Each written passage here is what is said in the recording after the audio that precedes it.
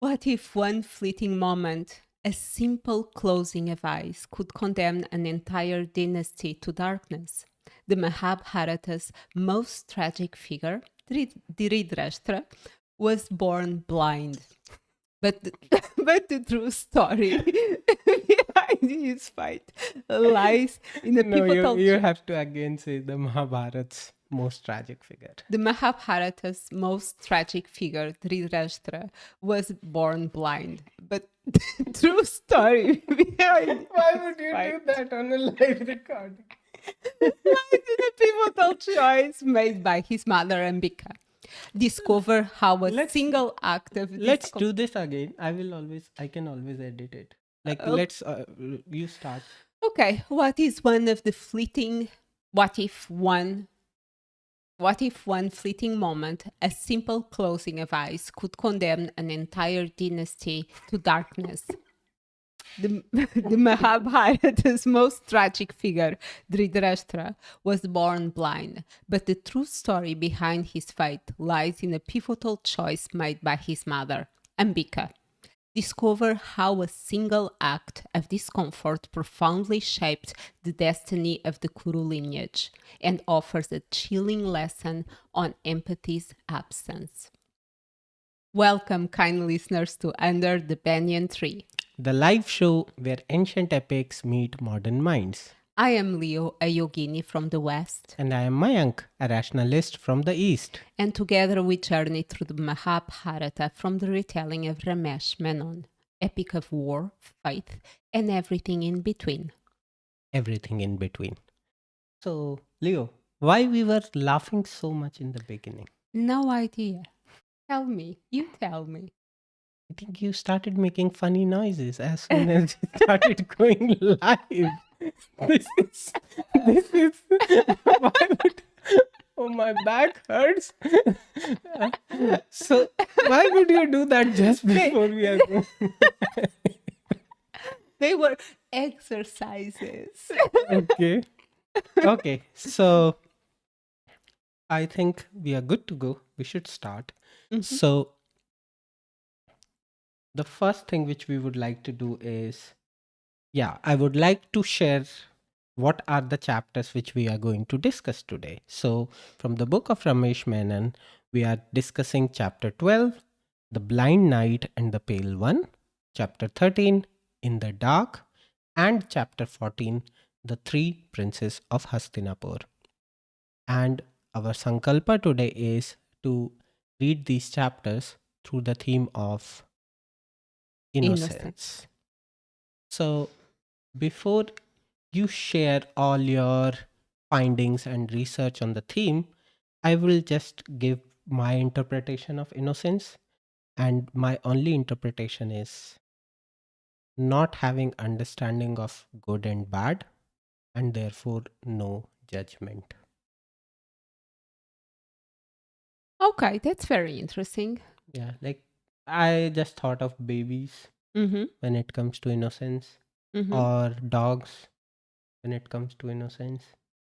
So for you, anyone that have not been exposed to the sufferings of life are innocent. Yeah, I think so. And I say this because you know that I'm not very, I have a big difficulty of the labels of good and bad. I think it's always a point of view, and yes, of course, there's events in the history, and there's things that people have done or societies are done that are labeled, and we understand them as bad. But I have difficulties with a high polarization of what's good and what's bad, and for me the or you are ignorant or you are wise. Like ignorance is something that I connotate with being bad, and knowledge and understanding and openness of mind is goodness and positive. It's very interesting, and I think in a way what I found and even my personal concept it's not that far away from your understanding. When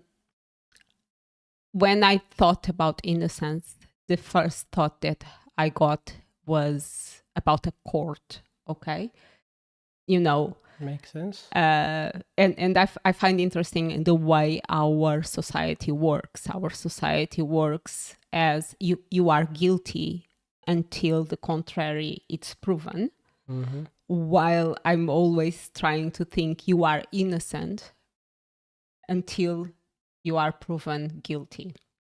So that was my first thought. And I always associate innocence with purity.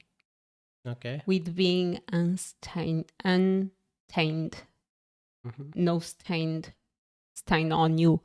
I always associate with a kind of integrity, in the sense that you didn't have, because you didn't have that exposure to deep suffering. You didn't have to cut parts of yourself. You didn't have to shape, you didn't have to put an armor on you. You are simply who you are, beyond having to adapt to the harshness of life. And it is interesting because etymologically speaking, innocence originally comes from Latin, innocentia, and it means harmless or blamelessness, uprightness and integrity. And it evolved into Old French, and it means purity and chastity, which is interesting.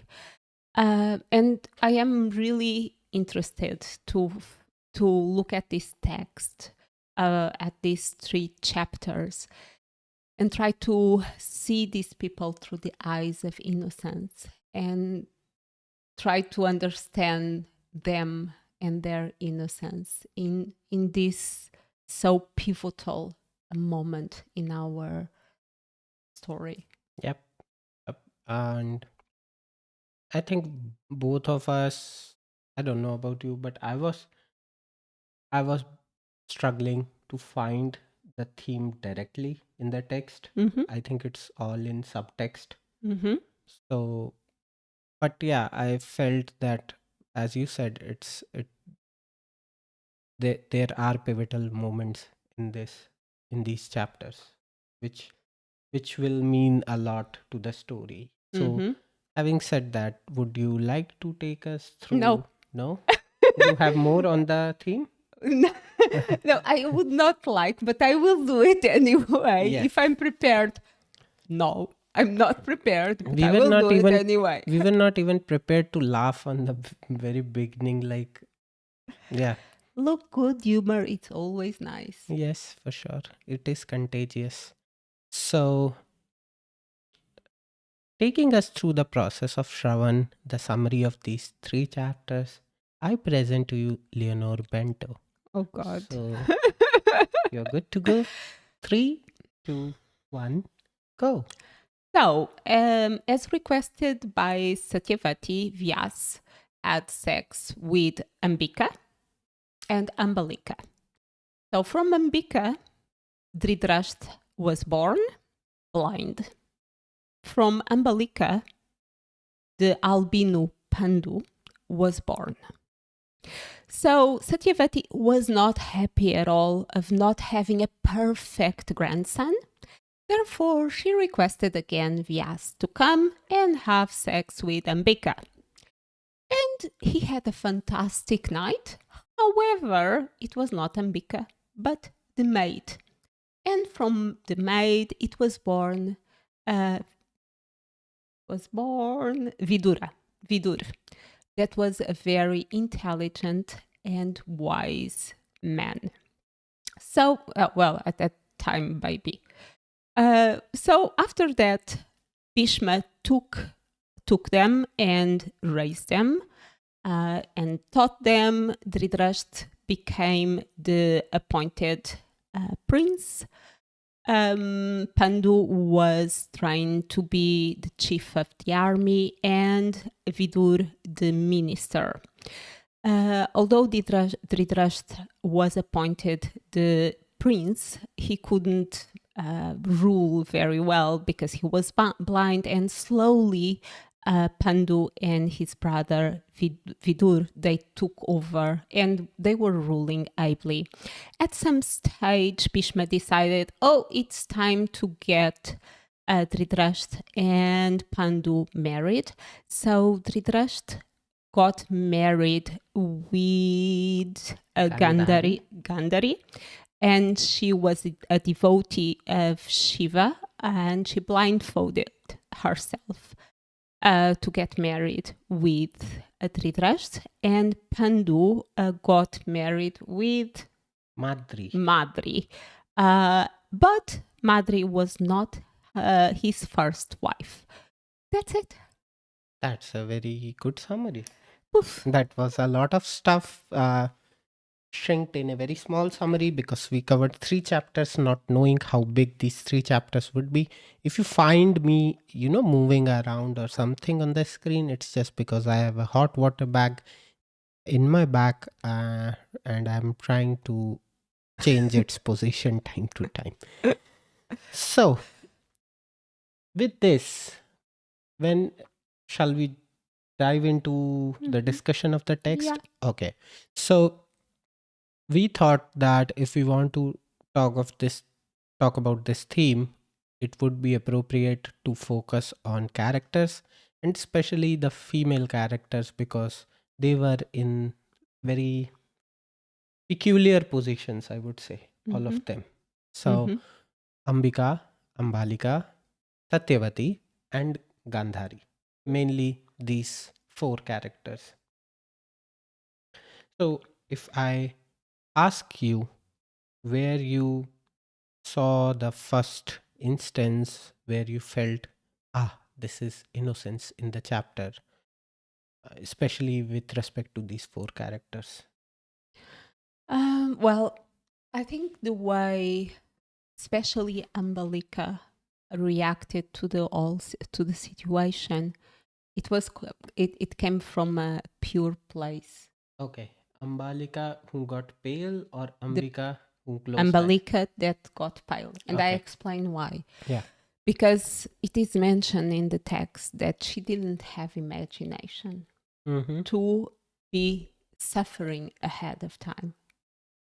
While Ambika, she was suffering ahead of time. So she was trying to picture herself. She was worried ahead of time about the situation, which reveals, what it's most of our anxieties. That is, we jump into the future and we try to solve it in the future.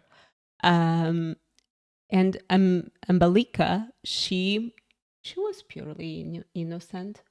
She was, I'd never been with another man apart from Vichitravirya.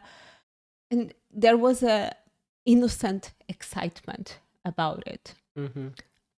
I think both of them, they were innocent in this situation.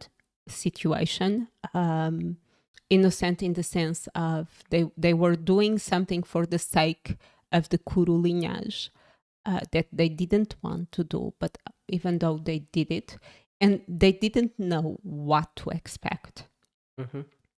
So they didn't have enough information, and that was information that Satyavati could have given to them, and she didn't. Yeah. And worse than that, so Satyavati judged both of them as stupid and as pampered princesses because they couldn't deal with the situation.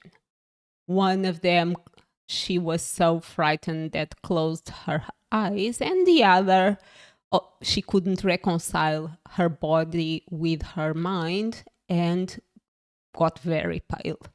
Yeah. And I think there's situations of pure innocence, and even from and I know that we didn't mention that we would talk about him, but Vyasa was quite innocent. He was Yeah. like, yeah, I'm here. I'm fulfilling my duty. Yeah. But he'd never been with a woman before. Yeah. Although he was quite agile when it came to take off clothes and things like that. Yeah. But he wasn't he's a she. He's not experienced in this type of relationships.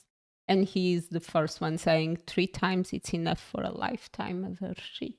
Mm. So they were childs. One was 16, the other was 15. Mm-hmm.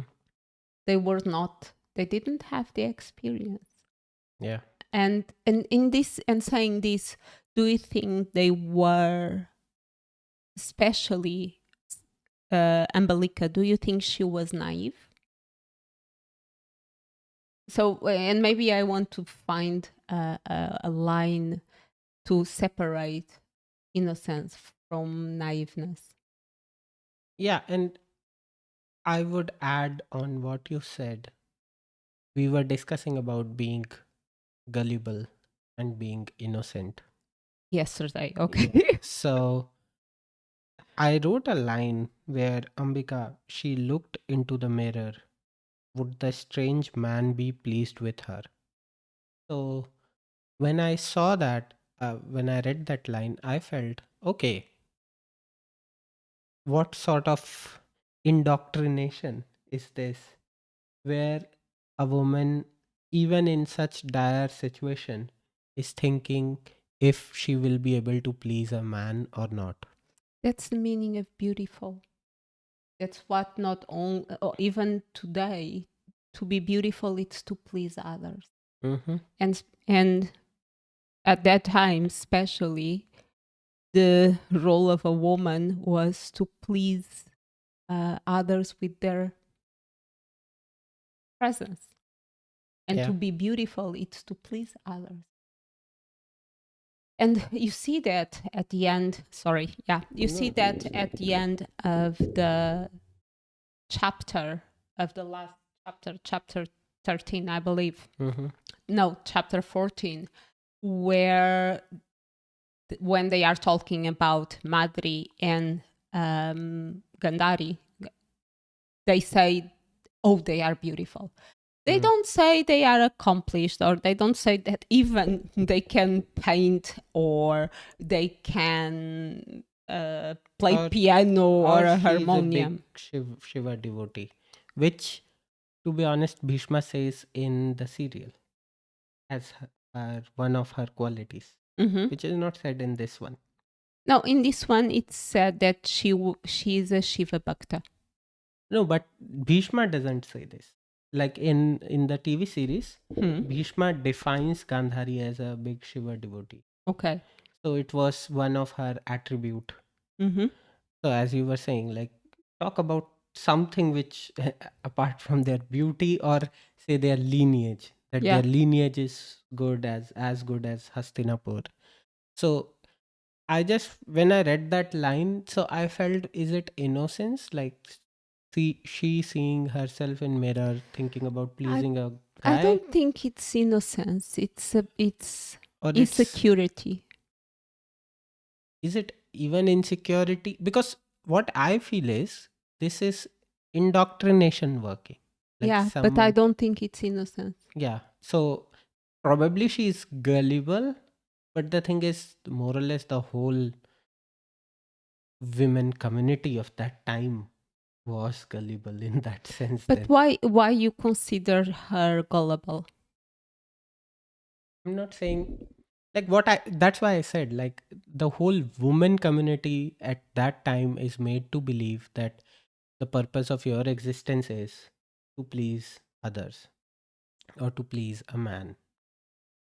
And But I think it goes that you can't tell that she is gullible, because Mhm, if the only thing that you saw from your mother, the only thing that you see around you mhm, is that, like, that's pure hard wired. mhm. It's hardwired. It's what you see, and you become what you see. You become your environment.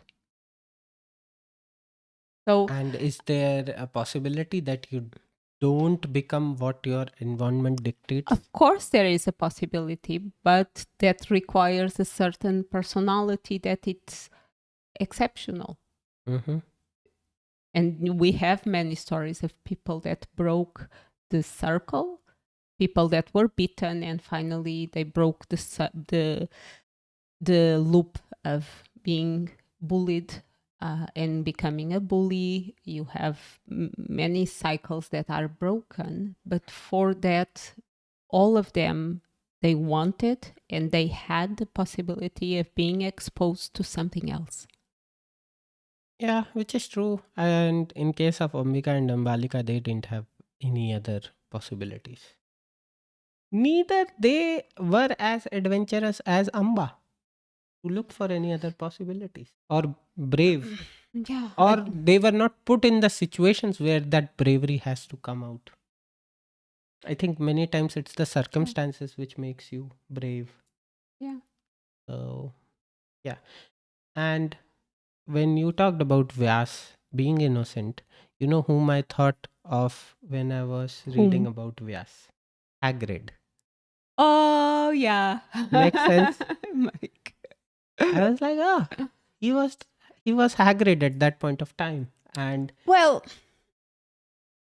like as people judge Hagrid based on his looks. That yeah, oh, he's true. big, hairy, unkempt. Yeah. Oh, he Yeah. would be something dangerous. But you know, he's like a what? He's the impersonation of pure love. Yeah, and even like looks tough and harsh from outside, but when Ambika was looking back, she found him patient and even Yeah. probably humorous. Yeah. So I just, when I was reading about him, I just, So never judge a book for its cover. yeah.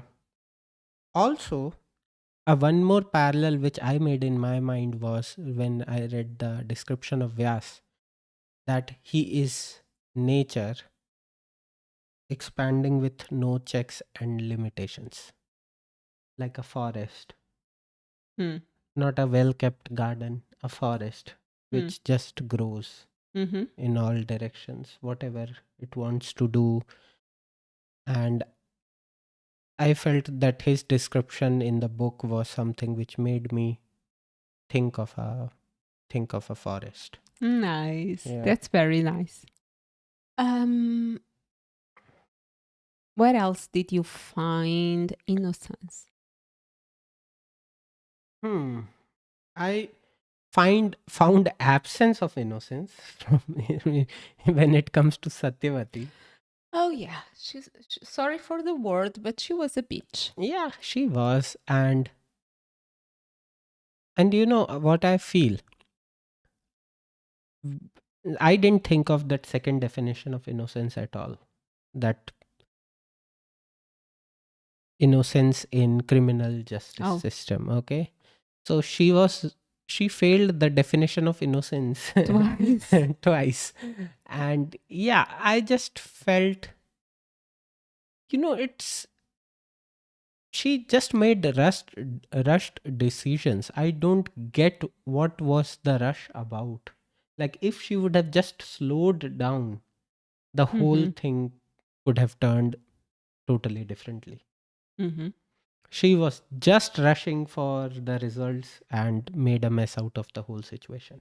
And talking about,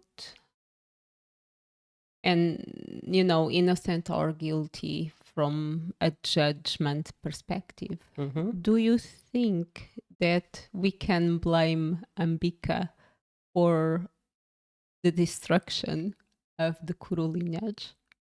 Ambika? Ambika?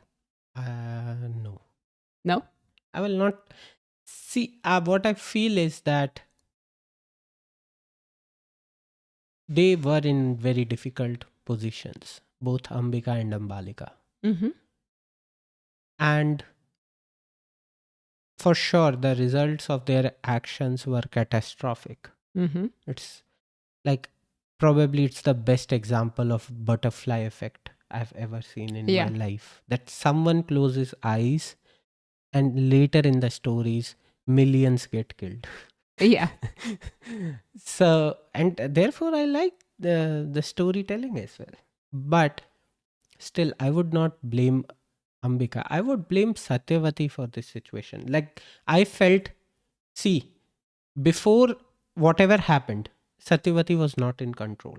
Mm-hmm. That Bhishma was not made the king, all those injustices. She was not in control. Mm-hmm. This was the first time she was in control.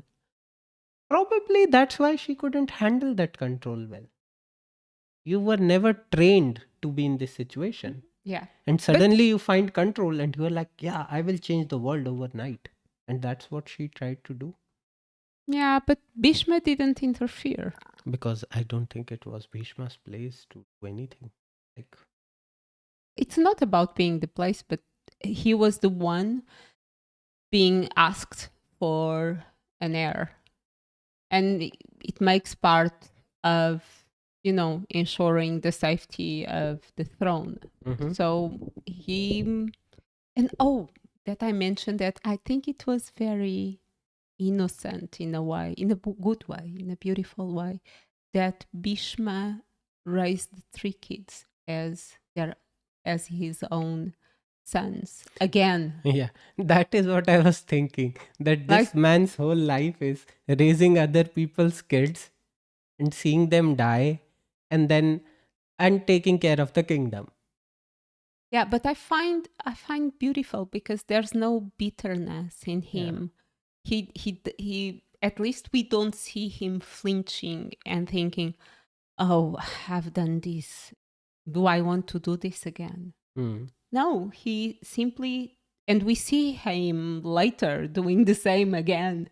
So I find this type of innocence beautiful. And I don't know if I would have the capacity of giving myself again to the task in such an open way. And also, he has a trauma. Only one? He has no like he has a trauma of losing like the kind of kids he raised. Mm-hmm. So Vichitravira, Chitrangad both died. So Yep, he has that trauma. Overcoming that trauma and then again starting from the scratch. exactly. That's I find it a way of innocence because, Hmm. there was no stain in him, or if it was, he overcome it. Yeah. And Yeah. I find that a beautiful example of innocence. Yep. Finally, Bhishma got some compliment from Leo. Oh yes, look, I'm. It's not that Or I. else all the time, oh, he messed up. He messed up. Oh, he's a bad guy. Oh my God, No, this guy is so it's stupid. it's not that I don't like Bhishma. It's just that I don't find him as perfect as everyone Yeah, makes sense. says he is. Makes sense. Yeah. I'm happy that you are pointing out the imperfections in Bhishma, which we didn't see Oh, earlier. and talking about perfection, Hmm. that was something that I found nausea. I experienced physical nausea Mm-hmm. when Satyavati was saying, "Oh, I want a perfect grandson," and it was so sad and disgusting, as if the two grandchilds that she had, they weren't enough, and how harmful this is. Can I be a devil's advocate here? Always. So I have two reasons to explain her obsession with the perfect grandson. Hmm. One is her experience with Chitrangad and Vichitravir, that they were good enough, but they still died prematurely, both of them. Hmm? Uh, Second, what I feel is she has to think, because all she is doing is for the lineage. Hmm. She wants the lineage to survive. And she feels with these kinds of kids the lineage cannot survive. What's the problem of being white? Uh, I, as far like I was reading about the condition of albino, Mm-hmm. And and well, in the book it's said that he's albino. yeah, Um, well, when I checked the like, I think probably there are other references also which say he was an albino, okay. which can be sometimes your lifespan can get shortened because of lack of melanin. That's also something which I felt like these kids are suffering for no mistake of theirs. But you know, again, it's that idea of karma. It's that idea each cause has an effect. And you know, it made me think a lot about today's pregnancy. Mm-hmm. And you know that I hear and many podcasts, and I'm very interested about you know science, especially how it can help us. And you know, to have a, a pregnancy that it's not calm and it's not balanced, it has a lot of not so positive consequences into the baby that only now we are discovering because science was not yet advanced enough to understand this, or there was not enough time to understand the consequences.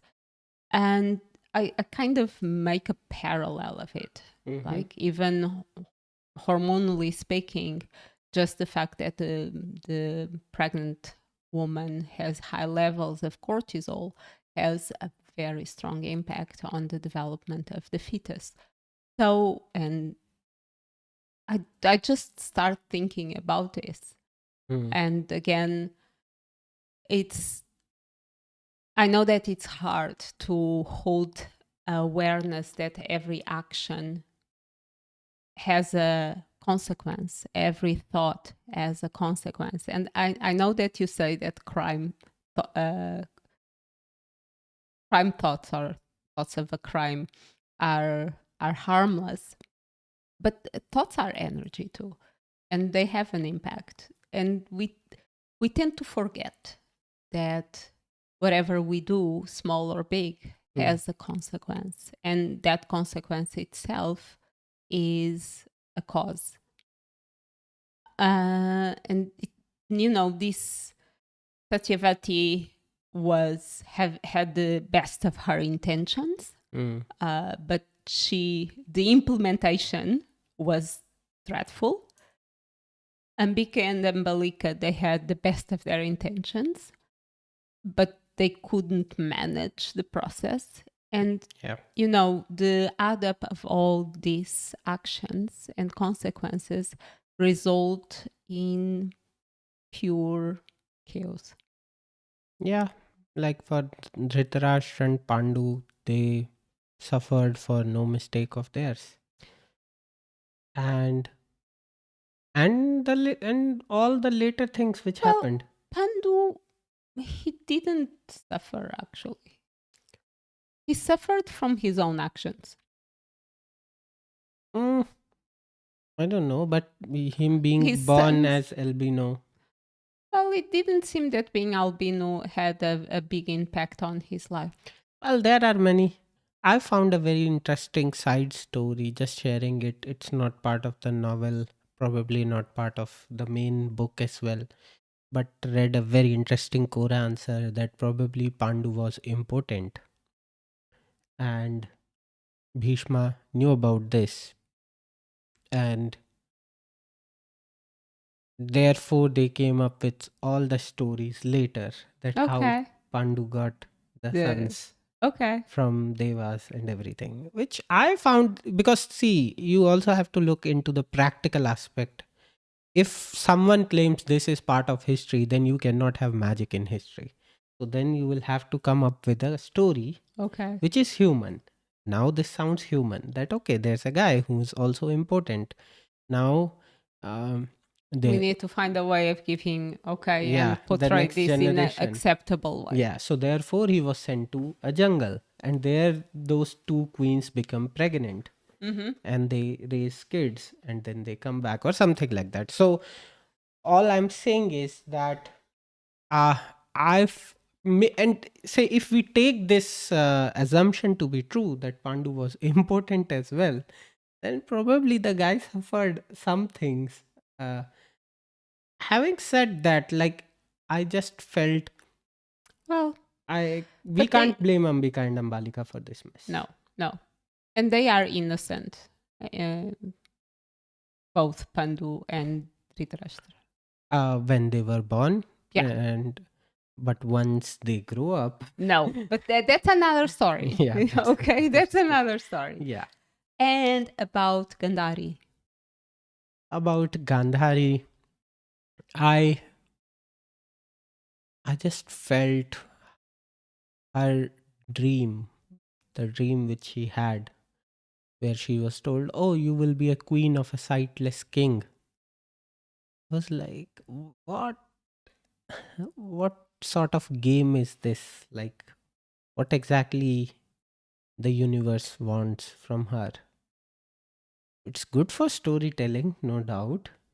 But if I'll have to place myself in Gandhari's place, I would be like, either I will not listen to this dream at all, or I will say that, or else I will have good reasons to be bitter about. But You know that Gandhari is one of my favorite characters.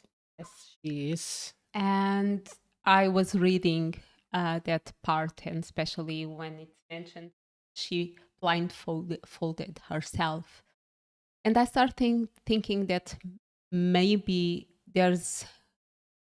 we need a certain level of innocence to have the level of faith that she has. Yeah. And I find innocence in Gandhari, or the complete, in a way, being very, very fearful of the devas, Mm-hmm. and in another way to take it in a complete surrendering mode, where she blindfolds herself and she says, I will only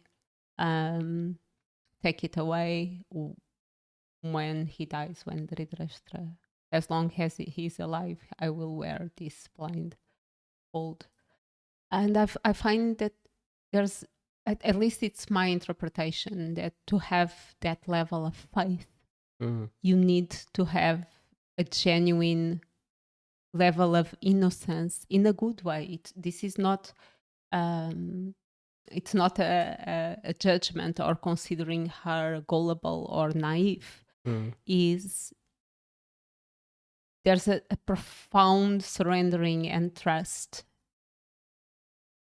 So I find innocence in that.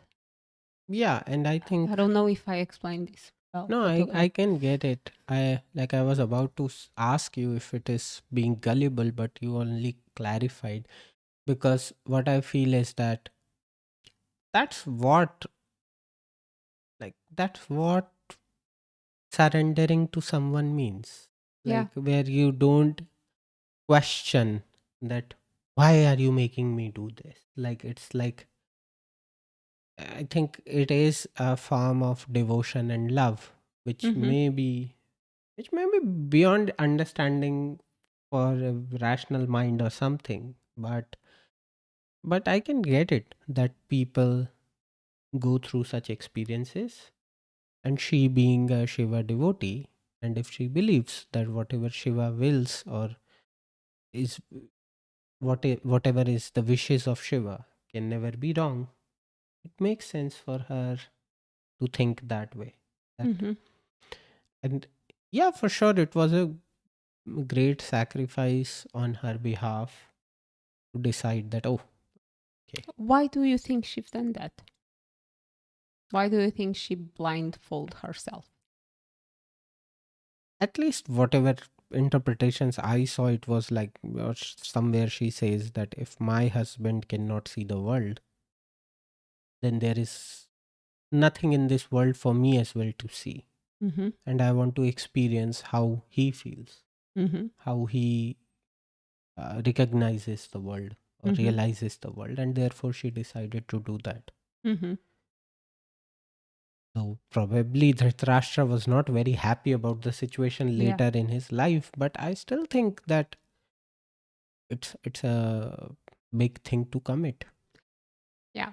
And there's another instance just at the end of the chapter 14 that I consider a beautiful moment of, in a way, innocence, Mhm. where Madri just, her heart was clicked in the Yeah. moment she saw Pandu Yeah. and she chosen Him. him for her husband. Mm. And, I think for the first time until now, I saw a woman actually picking the husband. And I think he really liked Madri too. So, it was that moment of her innocence was respected and her heart was respected. I don't know if I can call it innocence, but a love that it's not instrumentalized, especially in this context. I find it, love that it's not instrumentalized. It's innocent. Makes sense. I will give it to you. Okay. Because I was by that time there I reached and I was like, yeah, okay, get it. Like there are 1,000 princes and kings there, and among them she chose the white guy. So makes sense. I don't know. I find she's probably quite young, 14, 15, Yeah, and very, love at first sight. very, in a very gingerly way, Mm-hmm. she picked him. I don't know. Yeah, but I would like to add something which I should have added earlier. I don't know if you covered this in your summary, but the three princes, Dhritrashtra, Pandu, and Vidur, Mm-hmm. they were kind of trained for some Yeah, responsibilities. I mentioned that. You mentioned that? Yeah. Okay. And I think the novel somehow says Dhritarashtra was the king, but Pandu was the one ruling on his behalf. No, that happened through time. Like more and more, Pandu started taking. No, but the thing is, Hmm. in original source, Hmm. Dhritarashtra never becomes king. Yeah, It's but Pandu. he was not king. So what happened was Bhishma started delegating, ruling chores to the three of them. And Dhritrashtra was the appointed prince. Yeah. But because he was blind, slowly Pandu and Vidur, they started taking more and more responsibility, and they started ruling on the behalf of the brother, but he wasn't yet a king. Are you He sure? Because I somewhere read let me go back that to the text. Dhritarashtra was appointed the king, and then because he was blind and he couldn't rule, No. Pandu. So it is said, slowly Bhishma began to entrust more and more powers to the princes. Mm-hmm.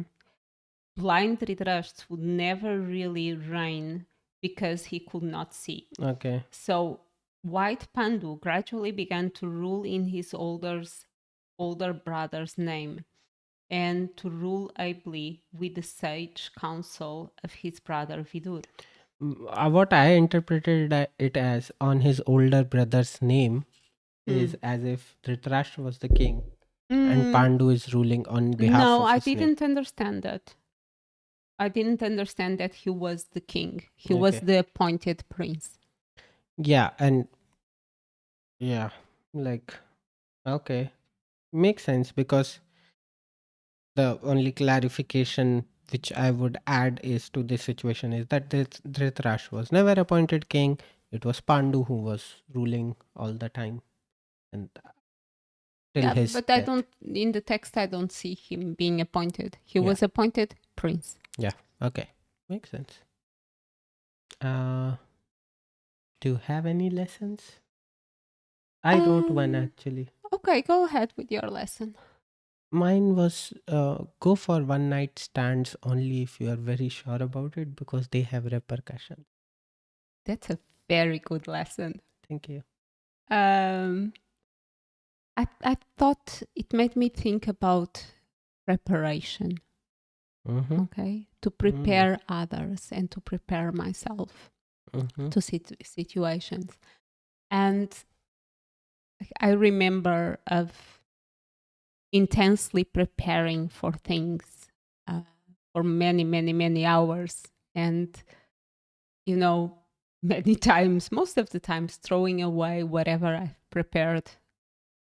But it's that preparation that gave me the strength or the confidence to do it. Yep. And to prepare others to whatever is coming. And I think sometimes I gave news to my family in a very cold way, like just throw it on your face and that's it. And, you know, to be more empathic and to prepare them to whatever is to come instead of throwing things at people as Satyavati throw Ambika and Amalika. Yep. Empathy. That's a good lesson. Also, I would like to add, yes, we prepared a lot. We prepared a thumbnail. We read. We made notes. We kept on thinking about how we will start the show, this and that, and then we started laughing like crazy in the beginning. Well, yeah. And it makes part of the process. Yes. And it doesn't matter how much you prepare something. Yes. There's always variables that you are not ready for them. Makes sense. And experience give us the tools and the skills to go around them. Yep. So, what's So next? what's next? Next is we are going on holidays. You are going on holidays. Okay. No, But yeah, we will be away for next 2 weeks. No? Yes. And we will be back on 30th, isn't it? Yes, we'll be back on the 30th of August. And these are the chapters which we are going to cover. Kunti Bhoj's daughter and Blazing Deva. And our theme would be agency. Yes, indeed. So we are wrapping up. We will see you back on August the 30th. Do you have anything to add? Yeah, please let me know if I should edit out the initial glitches or you would like them to be there. Okay. So please comment if you want them to be removed. I will make an edit later. If you want them to stay, they will stay there forever and they will embarrass us till the last day of our lives. Thank you. Thank you. Namaste. Namaste.